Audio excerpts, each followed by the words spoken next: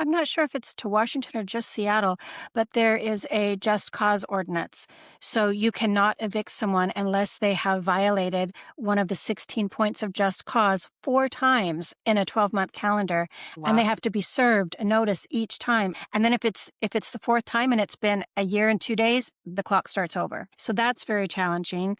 Another thing that's very challenging, I'll tell you a story. During COVID, um, it- there's a lot of luxury high-end condos in Seattle, and they have amazing amenities. And during COVID, nobody wanted to buy a condo. So I reached out to some brokers and I said, hey, if your owner is interested, I can rent their condo. After that lease ends, I'll hand it back to you, and then you can pick right up and sell it. During that time, right near the tail end of COVID, when everything was shut down, the law changed. And now the law is, in Seattle, you have to offer the tenant a renewal. Welcome to the Real Estate Pros Show, where we interview real estate investing professionals from coast to coast, as well as the service providers that serve the real estate investing industry. Our goal is simple: share what's working now to help you improve and scale your business to the next level and meet the pros that can help you get there. Real Estate Pros is powered by Investor Fuel, America's leader in helping real estate investors and professionals build the business you need to live the life you've always dreamed of. Let's start today's show. Property insurance for real estate investors doesn't have to be difficult, but it does need to be there to protect you when you need it. MyInvestorInsurance.com not only provides insurance at 15 to 30% cheaper than traditional agencies, it's built specifically for real estate investors like you. You can set up an account in about 2 minutes, get quotes on properties, turn on and turn off insurance for your fix and flip or rental properties in around 2 minutes without having to talk to anyone directly, all through our portal. There's no better way or faster way to make sure you've got the coverage you need to protect you, and no more lengthy policies either. Once you're set up, you're billed monthly and prorated by the day for however long your policy is active. It's powered by MSI, the third largest independent MGA, with 1.5 million customers and more than $1 billion in cumulative premiums written. Get set up today in about 2 minutes at myinvestorinsurance.com/fuel. Welcome back to the Real Estate Pros Podcast. I'm Kristen, and I'm here with Nicki Callahan of JMW Group. She's a property manager in Seattle, and they're a part of Windermere. So excited to have you here, Nicki. Thanks for having me. So how did you fall in love with the world of real estate to begin with? So I'm actually a third generation in real estate. My grandfather was a developer in Utah, and he built single family homes. Right out of high school, well, pretty much out of high school, I moved to Los Angeles to pursue acting. And while I was there, I got in a car accident. I got rear-ended, and I moved back to Ogden, Utah, which is where I'm from, and did physical therapy. And while I was laid up, I got my real estate license. I was just kind of going crazy. So I got my real estate license, and I was there for a while. I was there longer than I expected to be. And during that time, my high school friends were looking for first homes, and then my mom's friends were looking to downsize. And so it was really easy for me to step in because we were third generation in that little town as well. It was really easy for me to step in. I had an automatic sphere, and it was really easy. So I did sales for a while, and then my mom moved to a little area in Washington called Sequim, and I didn't really want to stay in the same hometown that I grew up in. So I moved to Seattle. And that was a little bit more equivalent to Los Angeles. And so it was much better for me. And I started doing real estate here. And I very quickly realized kind of the silver spoon that I had in my mouth in Utah, because it was just so easy to do real estate there. I knew a lot of people, and it was much more of a struggle in Washington. So I did sales for a little while. I did a couple of flips, and then 2008 hit. And so that sort of stopped me in the flips. And then it was just really difficult. It was really difficult to do sales. I found myself talking people into things that I knew weren't right for them because I needed the commission. It just wasn't a really good fit for me. At that time, I also became a mom. So I transitioned over to property management, and it's turned out to be a much, much better fit for me. Yeah. And what do you love so much about property management? Well, as a mom, a single mom, I loved that I could set my own schedule. I loved that, as like in sales, the harder you work, hopefully the more that your income reflects your hard work. So I really liked that. That's amazing. So now you are rocking and rolling in Seattle. Tell me more about that area and what makes it special. I've been a property manager in Seattle for 16 years. During the course of that time, I've managed over 600 properties. Seattle is probably the most difficult city to be a property manager in. They're very, very tenant friendly. Stop living on an island and join the #1 mastermind in America for professional real estate investors. Investor Fuel is a community of hundreds of the nation's top investors working together to build stronger businesses and better lives. In addition to the amazing community of real estate investors acting as a board of advisors for one another, Investor Fuel members have access to 100% funding on purchase and repairs for our members only, a health insurance program, and benefits and discounts that more than pays for the membership of most of our members, meaning it's actually costing you money to not be a member of Investor Fuel. If you're looking to scale your business and build a business that allows you to live the life of your dreams, please visit investorfuel.com today and book a call with our team. Tenants get free legal counsel if they decide to sue the landlord. And there's just a myriad of laws. They're ever changing, and there's not one central location to go and find out about all of them. So I always advise people, we have two options at our company. We have a lease-only option where we just place the tenants and then hand it off to the owners and they manage it. Or we have a full management where we place the tenant and then manage it. And a lot of times people think they can just kind of have somebody fill the tenant and then they can take it from there. And unless they're involved in a landlord group or something, if they have a full-time job, it's nearly impossible to keep up on all of the laws. So I always advise them, if you're going to manage it yourself, you really need to be staying on top of all of the changes in laws and regulations, because it's very litigious in Seattle for sure. Yeah. And how do you stay on top of it if there's not one centralized place? Well, that's the benefit of working in an office as opposed to just doing it myself, because we have meetings and the broker, the managing broker of the office, he's really on the pulse of things. And he says, these are the laws that are changing. This is what has changed. Here's the updated forms. Because just because a law changes doesn't mean, okay, the law changes. Now there's updated forms, there's updated timelines, there's updated, you have to send it, now this, you have to send it by certified mail. Now you also have to tape it on the door, and not just tape it on the door, but it has to be addressed to each person that lives there. And any one of those things that are skipped, that's a loophole for the tenant to get out of whatever they're trying to get out of. Right. I mean, it's always a good idea to go with a property manager, like an official property manager, but even more so in an area like that. Even more so. Absolutely. Yeah. Yeah. What are some, well, first I'll ask, are you in residential or are you in commercial? I'm in residential. Yep. Nice. So we do single family homes, condos, townhomes. We do have a commercial division, but only one broker oversees that. And most of the other agents in the office are residential. And we don't do sales. So most of my referrals come from sales agents because they don't want to step into property management at all because of all of these laws. Right. They don't have the errors and omissions insurance for their office to do property management, and we don't have the errors and omissions specific insurance in our office to do sales. So it's a nice convergence of back and forth and referrals. And then we also make note who referred it to us, so then we can shoot it right back to them so that they can pick it up when the owner decides to sell. Yeah. Yeah. I mean, commercial and residential are just different. They have their own property management issues. What are a lot of, challenges that you have to overcome? Like, what are the most common things that you have to overcome? It's the laws in Seattle. It's the laws. It's the 180 days for a renewal. You have to reach out to them and say, we're offering you a renewal at this increase in price. Now we can only increase it 7%. They just passed that a couple of weeks ago. Another thing specific, I'm not sure if it's to Washington or just Seattle, but there is a just cause ordinance.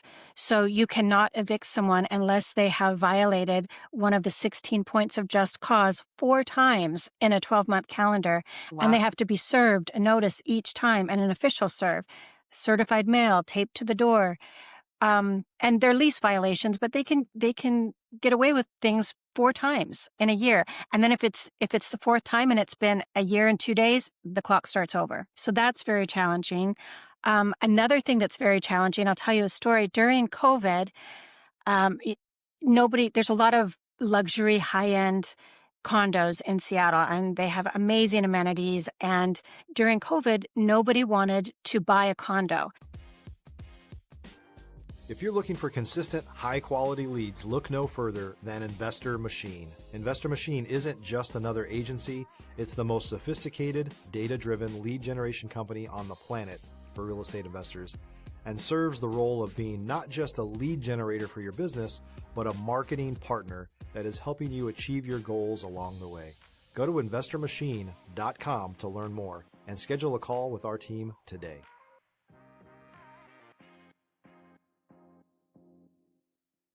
All of the amenities were shut down. Nobody wanted to share an elevator with anyone. So I saw these condos on the sales market just sitting there.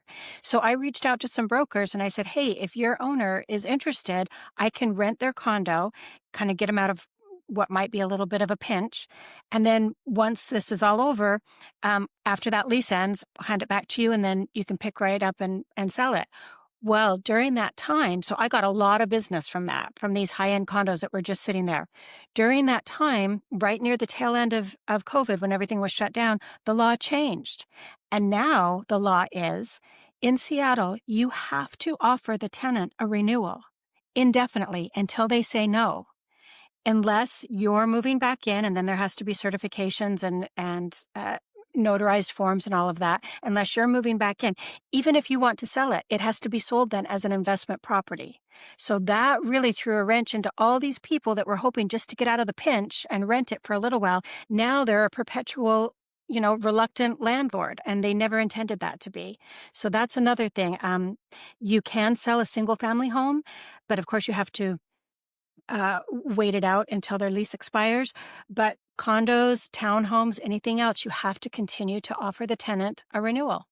Wow. I mean, there's so much to keep track of, and you're managing so many properties. How do you stay organized with all of this? I I'm pretty old school with kind of Excel spreadsheets. Um, and I go through and I make sure that I have everybody's renter's insurance and the landlord insurance is all set up because we don't have a whole lot of office support. We have an accounting division that collects the rent and reminds you of things. But unless you're organized, it could be a real nightmare. And so, yeah, you have to stay very and you have to like keep track of a bunch of timelines as well. Yes. Yep. Yeah, Yep. and For that's sure. a very hard part of it. So, Yeah. as people are investing in properties or buying properties for themselves, what what what separates a good property manager from a not good one? There's so much. Yeah. Um, there's so much. Um, everybody starts at some point. Everybody starts at some point. I would just say if you're going to use a newer property manager, make sure that they're organized. Make sure that this is what they want to do, that they understand the business, even if it's going to be a little bit of trial and error in the beginning. But you don't want somebody to have on-the-job training with your property because of the laws and the implications, the legal implications, the financial implications. You just want to make sure that they're studying, even if they're new. And I would also say kind of the standard for Washington is we charge to place a tenant 1 month's rent. And the tenant pays their first month's rent to Windermere as a commission. And then we charge 10% of the rent per month for managing the property. Now, there are some quote unquote bargain companies that will go in and they'll charge, $100 a month and no placement fee. What these companies I've found are doing are just loading up on properties. They're just loading up because people are going there. They're saying, oh, it's cheap, I'm going to go with them. Well, what happens then is things fall through the cracks. They have so many properties to keep track of. And really, you do get what you pay for. And if you want the individual attention and you want people to keep track of your properties, to keep track of the maintenance, to keep track of if your gutters are cleaned, if your furnace is serviced, you need to go with somebody who you're paying that amount to keep track of it because these bargain people aren't going to do that. Absolutely. And, you were kind of mentioning it, but I feel like working with a established group that's vertically integrated is a huge benefit. Can you talk more about that? Absolutely. Absolutely it is. Yep. If we if we have a question that my managing broker is very, very intelligent, but if we have a question that we don't know, he has a landlord-tenant attorney he reaches out to. Some of our forms are overhauled by attorneys. If you're with a smaller place, and they're not going to do that. They're not going to have that level of attention. And then again, if the tenant has free access to legal counsel, and if there's a loophole, they will find it. If you're a new or newer real estate investor looking to launch or grow your real estate investing business, please check out Investor Fuel Club. It's a coaching community, but unlike anything you've ever seen before. And you can actually partner with members of our mastermind from coast to coast on deals right in your market. There's no better opportunity to build a consistent business than to literally partner with pros to help you avoid costly mistakes, avoid the need for capital to do deals, and help you eliminate your fears as you're starting your business. Learn more about Investor Fuel Club at investorfuel.com/club. Mhm. Yeah, and there's a lot of national groups as well. Yes, I imagine you guys are in the sweet spot where you're a big company, but you're still local. absolutely. There are national groups where if they list a home, they'll put a lockbox on it and they'll tell the tenant, here's the code, walk through the property and let me know what you think. So they never even meet the tenants. They never even talk to the tenants. It's all online. I would never give somebody the key to a property. You don't know who these people are. Here, go on in. They could, bring their pots and pans and start squatting. Who knows? You just never know. So it's great to have hands on. It's great to be local. We have a local reputation. We know the area. We know um, oh, you're right on the edge here for UW and you're renting a 5-bedroom home. You might want to know that if there's roommates, we can't turn them away. So you might have students here. So that should kind of shade how you're going to purchase a rental property if you're going to do it in that area, or if you're okay with having those type of tenants. Yeah. And you get that from local. You don't get that from a national property manager. They don't know the area and the demographics. Right. And I mean, I feel like that's crucial. That's so important, Yes. especially when you're Yeah, managing property that you have a lot of money in. absolutely. Yep. There's a lot of reluctant landlords that have moved and don't want to sell their home or want to keep it for their kids later on down the line. And it's a real big difference dealing with people that want to be landlords and then people that are just reluctant landlords and don't want to give up their primary residence yet. It's very difficult to deal with, to explain to the reluctant owner landlords. You have to budget for maintenance. There are going to be repairs. This is how the screening process works. We can't cherry pick. In Seattle, there is a law and it's first in time, first in line.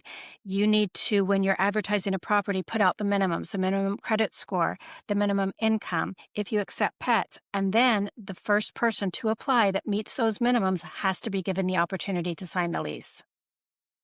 And sometimes the owners want to cherry pick and you just can't. You just can't. Right. And when I say cherry pick, I don't mean cherry pick going against fair housing. I mean, we don't want to rent to attorneys. A lot of people don't want to rent to attorneys.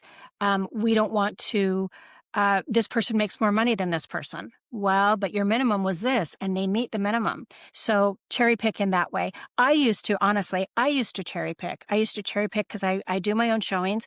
If somebody walked in and they said, I love this place. I've been looking for a place just like this. Can I put a little garden in the back? I mean, and they loved it. I love you. You meet all the minimum requirements. That's great. The next person walks in, also meets minimum requirements. Will the owner paint? Will the owner do this? Yeah. What about this? I'm going to go with the person that loves it, the person that's going to be easy, the person that seems like they appreciate it and are going to take care of it. Well, that option is gone with the first in time, first in line law. Wow. And everything is just changing all the time. You have to Yes. stay on top of it. That might go Yeah. away soon. Yes. Yes. If an owner tried to rent their own property and didn't know that, that's a lawsuit. Right. Exactly. Yeah. So you're not only helping people, but you're also keeping them compliant. Compliant. Yeah. You're Yep. saving them a lot of money down the road. Absolutely. And what would you say to someone who maybe is interested in property management or maybe wants to add an integrated property management company in their existing business? What things do you wish you learned earlier in your career? Unlike sales, where you deal with an owner, you walk them through, you sell their property, and then maybe you send little gifts every once in a while to keep top of mind. With property management, you are tethered to these owners for years. I've managed some properties for 8, 9 years now, and it is a relationship business, probably even more so than sales because it's ongoing. And some owners I don't talk to until it's renewal time, and I say, "Hey, it's up for renewal."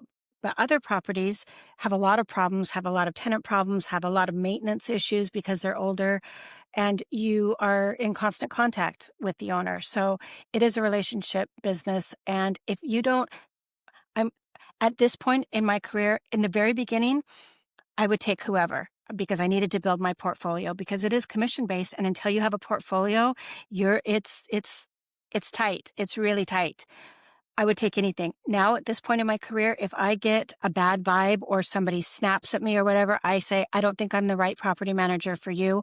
I can see if I can find somebody else in my office, but it's not going to be me.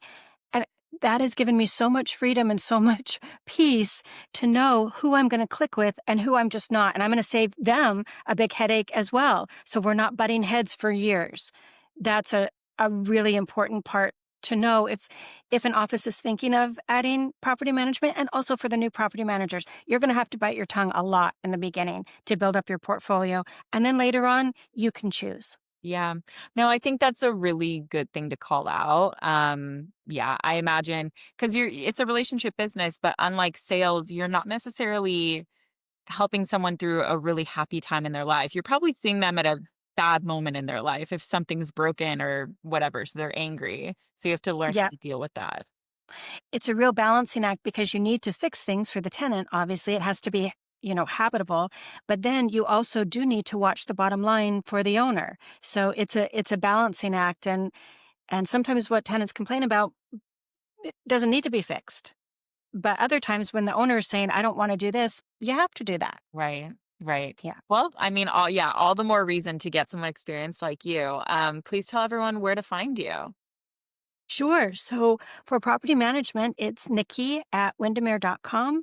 And I am doing a new digital course for property managers, and it is called Landlord Logic Learning Lab.